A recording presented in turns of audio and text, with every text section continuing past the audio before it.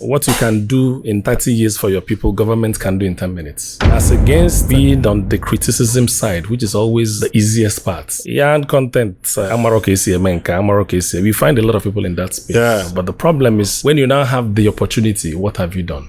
You actually tell people, what have you done in your family? What have you done for Umunage? Ibugo youth chairman, what did you do when you were given that responsibility? Abugo na church, choir. What did you do with that opportunity that was given to you? So leadership is like every layer. If I've done that for my family, what have I been able to do for my community? So that's leadership responsibility. As against being on the sidelines and becoming a social critic of how government is not working, of how leaders at all spheres are not getting it right. I think I have a better way of doing this. Supposed enough, what haven't I seen? I've seen the theory, I've also practiced it. I come from a very poor background, so I understand the reason why I need to live my life in such a way that people can look up to. My late father is a pastor, my late mother was a primary school teacher. So growing up from that background to also get to the heights where you have a presidential commission of representing the entire country.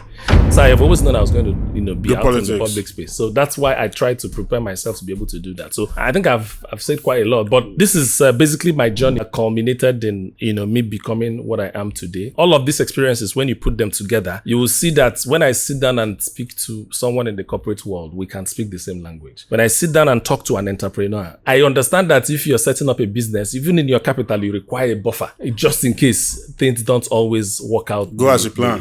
I'm an economist by training. So in economics, we use this maxim we call ceteris paribus. Basically, what it means is all things being equal. That's the foundation of all business proposals. But in reality, all things are never equal. While you're preparing for the proposal you've been given, also prepare for the eventuality, because eventuality is a constant in life. Yes.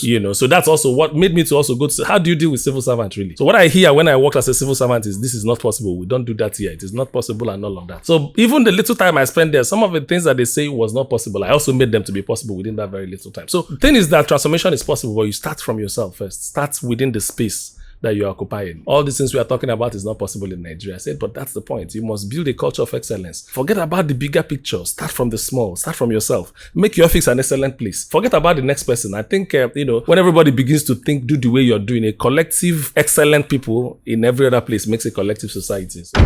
Where did you grow up? How did you communicate to who you are today? Primary school, secondary school, university, I went to primary school in Enugu. So I was actually living in boarding house in my primary school. 4, 5, 6 hours. In a boarding house, Christ Foundation Primary School in Nobi. It's an environment where my mom was teaching, so it's easier to fit into that environment. I